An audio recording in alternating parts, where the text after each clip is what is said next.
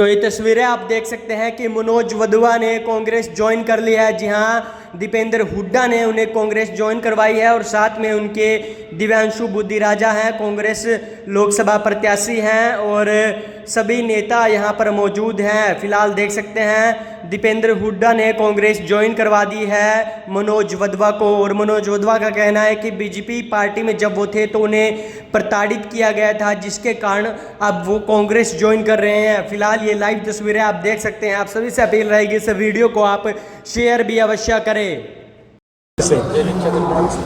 हमारे बेहद संघर्षशील और लोकप्रिय युवा साथी मनोज वधवा जी आज कांग्रेस पार्टी में शामिल हो रहे हैं। आपको पता है कि पीछे भी जब कांग्रेस में शामिल होने की बात चल रही थी मनोज भाई की, तो किस तरीके से भाजपा सरकार की एजेंसियों ने प्रताड़ित करने का भी प्रयास किया गया था।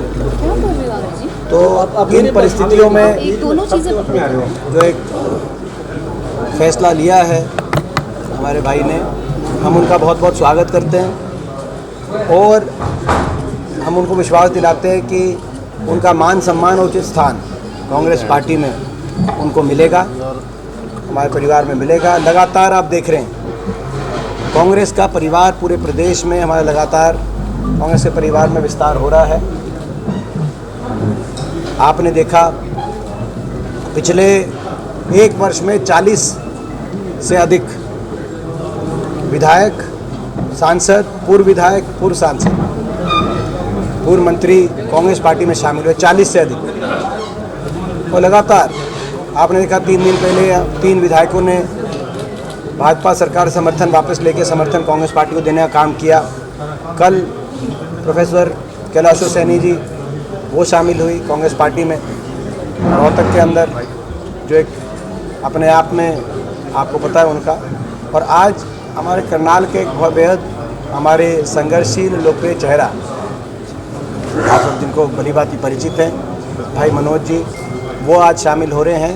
मैं उनको बहुत बहुत उनका स्वागत करता हूं और मैं आग्रह करूंगा कि भाई मनोज भी दो आपके बीच में कोई बात रखिए। अजय प्लीज यार। मनोज जी क्या कहेंगे, बीजेपी छोड़कर कांग्रेस में आए? हाँ जी, क्या कुछ कारण रहे बीजेपी छोड़ने के? देखिए, अपनी मैं जिस विचारधारा को समझकर मैंने बीजेपी ज्वाइन की थी, जिन नीतियों के ऊपर जो उन्होंने नीतियों के बारे में बोला, उनको देखते हुए मैंने जो बीजेपी ज्वाइन की थी,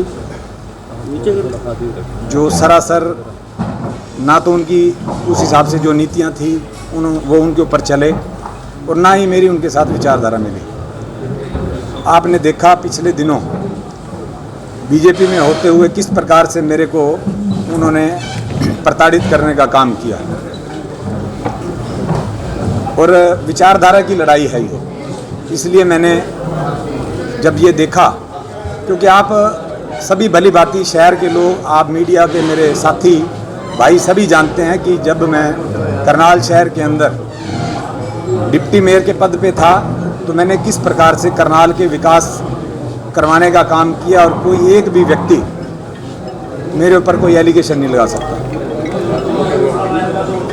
मेरी इच्छा अपने लोगों की काम करने की थी, अपने करनाल के लोगों की काम करने की थी, बिना किसी स्वार्थ के। उस चीज़ को मद्देनज़र रखते हुए मैंने बीजेपी ज्वाइन की थी। लेकिन पिछले 4.5 साल के अंदर जितने दिन मैं बीजेपी में रहा, आपने देखा कि मेरी कितनी इन्वॉल्वमेंट उन्होंने रखी और जिस तरह से एक अघोषित उन्होंने मेरे साथ व्यवहार जो किया, दुर्व्यवहार किया एक किस्म से। और देखिए, राजनीति में मान सम्मान के लिए आया हूँ, लोगों की सेवा करने के लिए आया हूँ, कोई मेरा कोई व्यक्तिगत स्वार्थ नहीं है।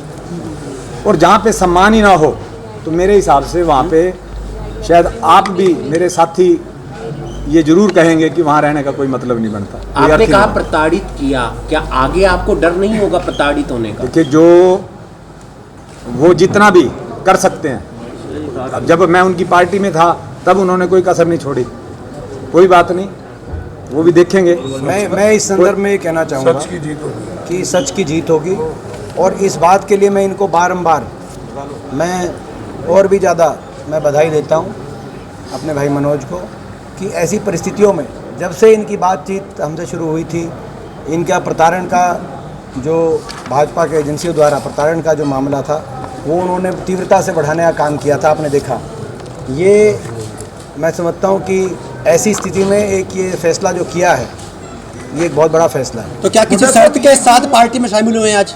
कांग्रेस पार्टी में जो हमारे सारे ही जो अपना आपने देखा जो सारी ज्वाइनिंग है वो एक कांग्रेस पार्टी का जो हाईकमांड का एक हमारा एक सिद्धांत है कि सभी कांग्रेस पार्टी में। दीपेंद्र जी, जब भी कोई बीजेपी छोड़ता है ईडी पीछे लग जाती है, क्या रिलेशन है आपस में? देखिए, ये तो आप देख ही रहे, जो देगा बीजेपी को चंदा बीजेपी उससे देगी धंधा, जो नहीं देगा बीजेपी को चंदा बीजेपी मारेगी ईडी का डंडा।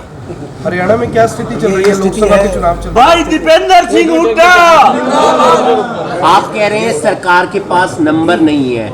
नायब सैनी मनोहर लाल कहते हैं कि आप विधायकों की परेड करवा दीजिए राज्यपाल के सामने, देखिए, आपके भी 2-4 कम ही मिलेंगे। देखिए, ऐसा है, ये आज सरकार अल्पमत की सरकार आ चुकी है। उन्होंने जो 48 विधायकों की लिस्ट दी थी उनमें से 2 चुनाव लड़ रहे हैं, 3 ने समर्थन वापस ले लिया है, तो ये अल्पमत की सरकार है। और ऐसे में नैतिकता ये बताती है कि मुख्यमंत्री जी को स्वयं इस्तीफा देना चाहिए और राष्ट्रपति शासन में चुनाव होना चाहिए निष्पक्षता लोकसभा का। लेकिन अगर वो नहीं करते तो राज्यपाल महोदय को संज्ञान लेना चाहिए था। उनको तो मिला ही नहीं, वो तो हमारे उपनेता कांग्रेस पार्टी के उपनेता और हमारे डेलीगेशन से मिले ही नहीं राज्यपाल महोदय। और उपराज्यपाल महोदय का ये बयान आ रहा है, उपराज्यपाल उप स्पीकर का डिप्टी स्पीकर का ये बयान आ रहा है कि 6 महीने तक नहीं ला सकते अविश्वास प्रस्ताव। ये तो एक तकनीकी एक कारण बता रहे हैं जो कि सही नहीं है। तो ये तो मैं समझता हूँ कि तकनीकी कारण बताकर सच छुपाने की कोशिश कर रहे हैं। लेकिन मैं कहना चाहता हूँ 4 तारीख के आप गिनती के बाद उसके बाद क्या होगा, कितने विधायक किस पाले में हैं, उसके बाद अभी तो चुनाव का समर है, आखिरी हफ्ता है, तो ये इस तरह की परिस्थितियाँ करके इसको लटका रहे हैं। मगर ये